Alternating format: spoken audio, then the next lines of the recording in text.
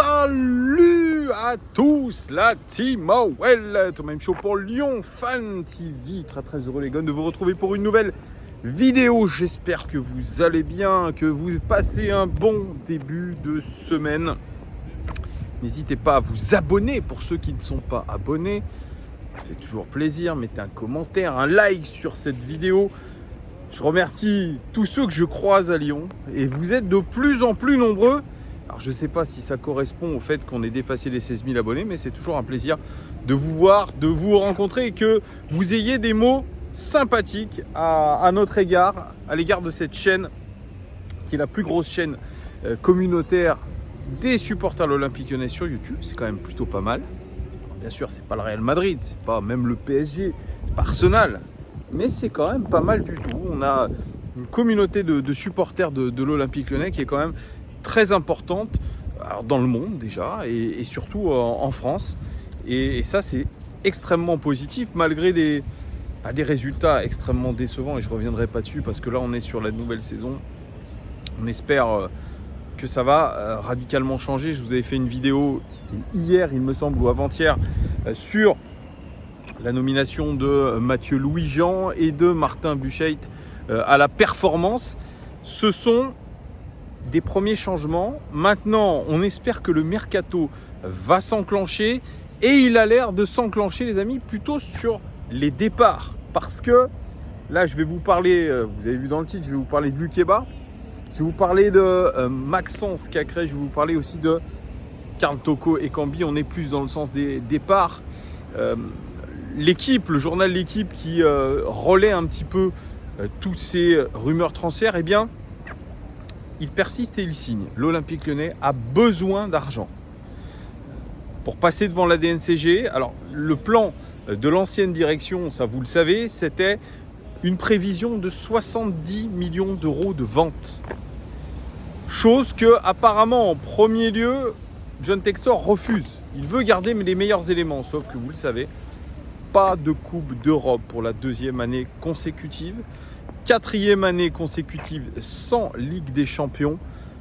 Il va falloir serrer la vis parce que John Textor, Arès, ce n'est pas le Qatar, ce n'est pas l'Arabie Saoudite, ce n'est pas Todd Boehly de Chelsea. Donc il faut trouver de l'argent, et assez urgemment. Et on a des valeurs marchandes à l'Olympique Lyonnais. Je vous parlais de la piste Lukeba. Enfin, surtout du départ de Lukeba. On m'avait dit « Waouh, tu fais un titre putaclic, tu dis n'importe quoi ». Les gars, je me répète, parce qu'il y a beaucoup de pleurnichards aussi qui viennent commenter. Je me répète, je relaie des informations que je vois dans les médias, L'équipe, etc. Je ne dis pas que j'ai des infos. Je commente ces rumeurs transferts. Donc, ceux qui me disent « Tu dis n'importe quoi, etc. » je relaie. Et là, aujourd'hui, il y a une information de taille qui est relayée par le journal L'équipe Hugo Guillemet. Castello Lukeba est sur le départ, comme c'était prévu il y a déjà fort longtemps, puisqu'il avait un bon de sortie de la part de l'ancienne direction. Il a changé d'agent. Avant, il avait les agents d'Alexandre Lacazette. Aujourd'hui, apparemment, ce serait plutôt sa famille qui gérait ses intérêts. Quand on change d'agent, ce n'est pas pour rien. C'est parce qu'on prévoit des changements importants dans sa carrière. Castello Lukeba, selon le journal de L'équipe, eh bien, on aurait eu une offre la saison dernière à hauteur de 43 millions d'euros qui a été refusée. Vous le voyez celui-là ? Mon œil. S'il y avait eu ne serait-ce que 30 millions, il partait. Aujourd'hui, il y a un intérêt majeur. Et surtout des discussions déjà concrètes. Il va y avoir une offre écrite qui va être formulée à l'Olympique Lyonnais. C'est Leipzig, le RB Leipzig, qui jouera la Coupe d'Europe et la Ligue des Champions la saison prochaine, puisqu'ils finissent 3e de Bundesliga, le club de Marco Rose. Ils vont perdre Josko Gvardiol, le Croate, qui devrait partir en première ligue du côté de Chelsea. Il y a une place à se faire en défense. Je ne dis pas que Lukeba va forcément prendre cette place de titulaire, parce que Abdou Diallo n'a pas beaucoup joué cette saison notamment. Mais Aujourd'hui, le club allemand a des moyens financiers assez importants. Une offre va être faite à la hauteur de entre 25 et 27 millions d'euros, selon l'équipe. Pour l'instant, l'Olympique Lyonnais va étudier cette offre, mais elle sera jugée probablement insuffisante. Moi, je suis un petit peu, déçu. Déçu de la communication de Castello Luqueba, parce qu'on le sait très bien depuis un moment que Castello Luqueba, il veut partir, que le club ne s'oppose pas à ça parce qu'il fait partie des grosses valeurs marchandes du club. Par contre, Luqueba, il ouvre beaucoup sa bouche dans les médias en ce moment. C'est pas négatif ce que je dis, mais j'ai l'impression qu'il aime beaucoup parler aux médias en ce moment. On a eu en quelques jours 3-4 interviews. Alors il est actuellement avec les Bleuets pour le championnat d'Europe U21, mais il blablate beaucoup. Bla. Surtout, il y a une interview aujourd'hui dans l'équipe où il nous dit, le garçon, qu'il se voit bien rester à l'Olympique Lyonnais parce que ce qui compte dans sa tête, c'est les minutes de jeu. Je reprends cette vidéo après, je croise des amis qui sont là. Donc je disais, pardon les amis, j'ai coupé cette vidéo, je parlais de Luqueba et du fait qu'il parle beaucoup dans les médias en ce moment en disant voilà, moi ce qui m'importe c'est le temps de jeu et je sais qu'à l'Olympique Lyonnais je peux encore progresser. Pourquoi va-t-il dire ça? Pourquoi ses conseils lui disent de dire ça alors que ce n'est pas honnête?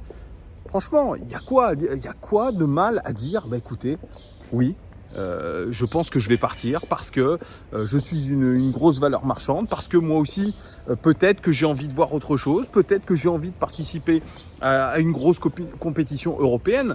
Oui, il a participé à la Ligue Europa, Luqueba. Il va participer, s'il part à Leipzig, ce qui est largement possible, il va participer à la Ligue des Champions dans un club exigeant, dans un club qui fait confiance aux jeunes. On peut penser à Upamecano qui est passé dans ce club, à Mohamed Simakan qui est toujours à Leipzig et qui a été d'ailleurs convoité à une époque par l'Olympique Lyonnais.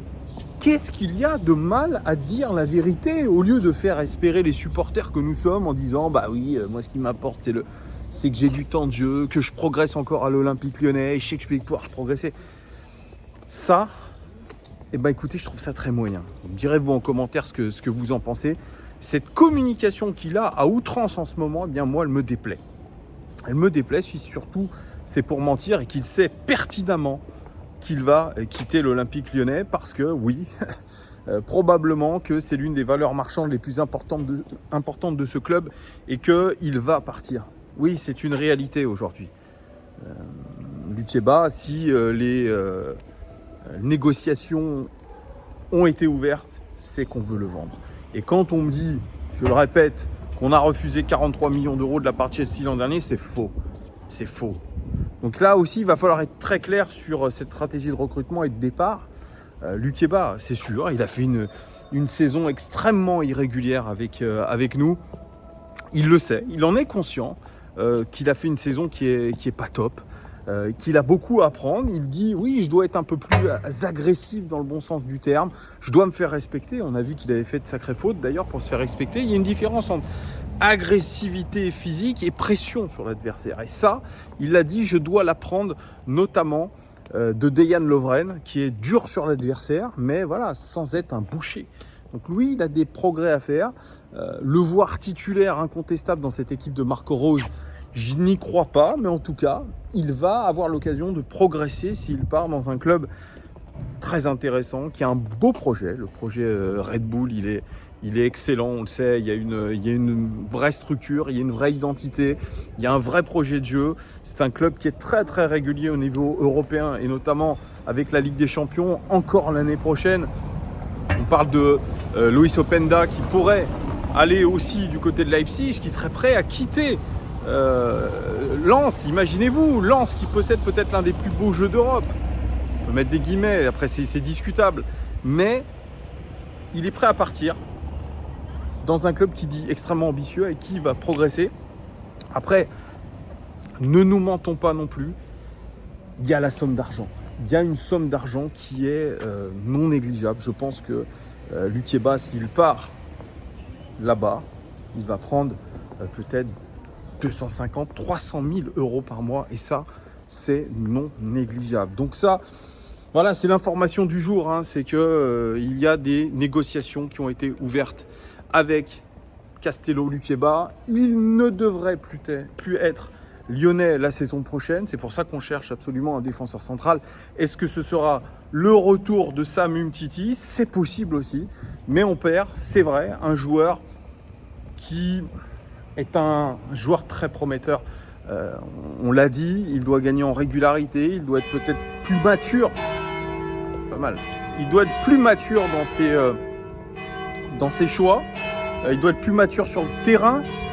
Voilà, c'est comme ça on va voir si il a changé de dimension aussi, Castello Luqueba. Je suis désolé pour les cloches derrière, mais il est 19h quand je vous fais cette vidéo. Et c'est pour ça que je suis dans le quartier des Nez là. Tous ceux qui connaissent pas, c'est un très très beau quartier de Lyon. C'est très chouette, c'est pas loin de Perrache. Je transpire énormément parce qu'il fait très chaud aussi du côté de Lyon.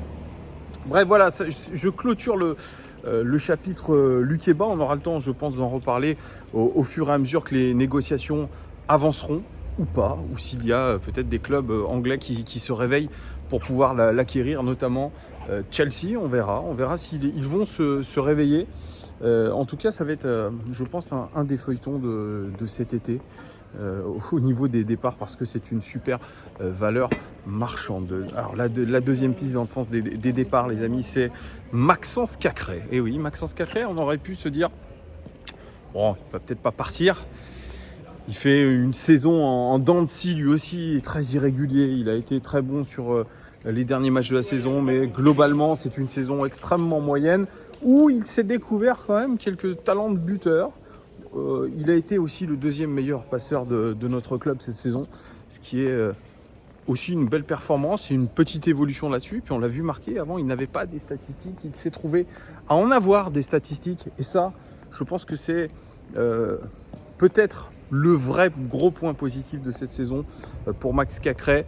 Il a joué dans un rôle de numéro 10, on a vu que non, c'était pas la bonne idée du siècle pour Laurent Blanc. Et il est revenu dans un poste de relayeur qui lui sait beaucoup mieux. On l'a vu tirer des coups de pied arrêtés aussi. Donc il a évolué, il a fait évoluer sa palette technique. Et surtout, il a re-signé, il a prolongé la saison dernière. Alors qu'il était convoité par l'AC Milan. On lui a promis un hypothétique rôle de capitaine, chose qu'il n'a pas été. Il est capitaine cependant des espoirs français. Ça, c'est quand même aussi intéressant pour l'expérience. Il sera capitaine des espoirs à 7 €. Donc on verra ce qu'il va faire. Il a d'ailleurs marqué, je crois, contre le Mexique en match amical. Une belle frappe de balle. Donc Max Cacré, il est convoité par Dortmund, qui sera en Ligue des Champions, le deuxième du championnat d'Allemagne. Ça, c'est intéressant. Alors, ils viennent de perdre Jude Bellingham qui a signé au Real Madrid. Il y a une place au milieu de terrain. Est-ce que Maxence Cacré peut prendre la place de Jude Bellingham? Je vous pose des questions. Il va falloir qu'il progresse quand même, parce que Jude Bellingham, c'est quand même un sacré joueur, lui aussi qui part dans un sacré club. Voilà, donc il y a Dortmund qui pourrait lui proposer la Ligue des Champions, pareil en Bundesliga, comme son compatriote et compère Luqueba. Donc ce championnat-là, on le sait, est un championnat de qualité, un championnat exigeant et un championnat qui fait énormément progresser les jeunes, et notamment tous les jeunes français qui sont passés par la Bundesliga vous le diront. Il y a quelque chose dans ce championnat. Alors moi, je ne le regarde pas forcément tout le temps, mais c'est un championnat de qualité avec des clubs extrêmement structurés. Et voilà, Dortmund, c'est la passion. C'est un stade incroyable, des supporters incroyables. Donc ça serait un bond en avant, je pense, pour Maxence Cacré que de signer à Dortmund. Il a un autre choix, selon aussi Foot Mercato. Hein. C'est pas avéré, mais en tout cas, il a plusieurs clubs qui le suivent, et aussi le Borussia Dortmund et Tottenham en Angleterre qui le suit. Alors là, c'est autre chose. C'est la Première Ligue. C'est pour moi le meilleur championnat du monde, je le dis. Mais dans une équipe moribonde de Tottenham qui a fini 8e de son championnat et qui ne participera à aucune coupe européenne. Il va falloir restructurer toute cette équipe. L'entraîneur a été signé, le nouvel entraîneur, c'est un Australien. Son nom, je vais éviter de vous l'écorner, mais c'est l'ancien entraîneur du Celtic Glasgow, avec qui il a été champion d'Écosse cette saison, donc on verra. Il y a un nouveau projet qui se dessine du côté de Tottenham. On verra aussi dans le sens des départs, parce que c'est pareil, hein, au milieu de terrain, c'était cette année en gros Pierre-Emile Højbjerg avec Bentancur, l'ancien joueur de la Juventus. Est-ce qu'il aura un rôle dans la rotation? C'est possible à Tottenham, c'est possible. C'est un gros club Tottenham quand même. C'est une énorme aujourd'hui déception pour eux que de ne pas participer à une Coupe d'Europe. C'est un échec monumental pour une équipe qui a beaucoup de moyens. Pour une équipe qui évolue dans le stade quand même olympique de Londres, hein, c'est comme ça qu'on l'appelle, un gros stade dans une ville exceptionnelle. Tottenham, c'est un club quand même historique aussi. Donc il y a du choix, mais pour Maxence Kekes, si vraiment il devait y avoir décision entre ces deux clubs, déjà ça sera au plus offrant, ce sera celui qui proposera une belle somme. Moi je vois bien Maxence Kekes partir pour 20-25 millions maximum. Mais ça serait, je pense, une bonne affaire parce que c'est un joueur, malgré ses défauts, c'est un garçon qui a, je pense, une bonne personnalité, qui a envie de progresser, qui est quelqu'un de sérieux et qui est reconnu comme quelqu'un de sérieux. C'est ce que disait Laurent Blanc, qui le couvait un petit peu, qui a essayé de le faire progresser, qui a essayé de lui élargir, comme je vous ai dit, sa palette technique. Donc, ça serait aussi une bonne décision pour lui s'il venait à partir, et bien de choisir entre deux championnats, après avec deux projets différents. Ça sera à peser le pour et le contre. En tout cas, là, c'est pour l'instant qu'une rumeur. Et la dernière rumeur, c'est celle pour Karl Toko Ekambi, qui, vous le savez, est en rupture complète avec le club et avec ses supporters, et à qui il faut trouver une porte de sortie. Lui, à qui il reste 1 an de contrat. Il ne va sûrement pas se présenter d'ailleurs à la reprise de l'entraînement le 6 juillet, donc il faut absolument activer les pistes. Et moi je vous disais dans une des dernières vidéos qu'il n'avait pas beaucoup de pistes, qu'il n'y avait pas beaucoup de prétendants. Et bien il y en aurait un dans le championnat turc et du côté de Beşiktaş, qui sera, je crois, en tour préliminaire d'Europa League. Voilà, ils n'iront pas en Ligue des Champions, ils sont en tour préliminaire d'Europa League avec de bonnes chances, je pense, de participer à cette compétition. Club mythique d'Istanbul, que nous avons affronté en Ligue Europa avec de très bons souvenirs, puisque nous avions éliminé cette équipe et qu'il y avait eu une ambiance de barjo. C'est un public d'aficionados, le peuple turc. Alors, je ne sais pas s'il y a des supporters turcs sur cette chaîne, manifestez-vous, mais je crois que c'est un club vraiment assez incroyable. Et d'ailleurs, le fait que Léo Dubois soit parti du côté de Galatasaray, je ne pense qu'il ne le regrette pas, même s'il ne joue pas très très souvent. Je pense que c'est une magnifique expérience et que le pays est formidable, que la ville d'Istanbul doit être aussi formidable. Donc c'est une bonne opportunité pour lui de signer à Beşiktaş pour 2,5 millions d'euros. C'est un média turc qui nous parle de ça. On ne va pas en récupérer beaucoup, ça c'est sûr, de Karl Toko Ekambi, mais on doit absolument se séparer de tous nos indésirables et c'est une bonne solution que de trouver une porte de sortie et je pense qu'elle est plutôt gagnante. En tout cas, elle sera toujours gagnante pour un joueur qui est complètement écarté du projet, du club.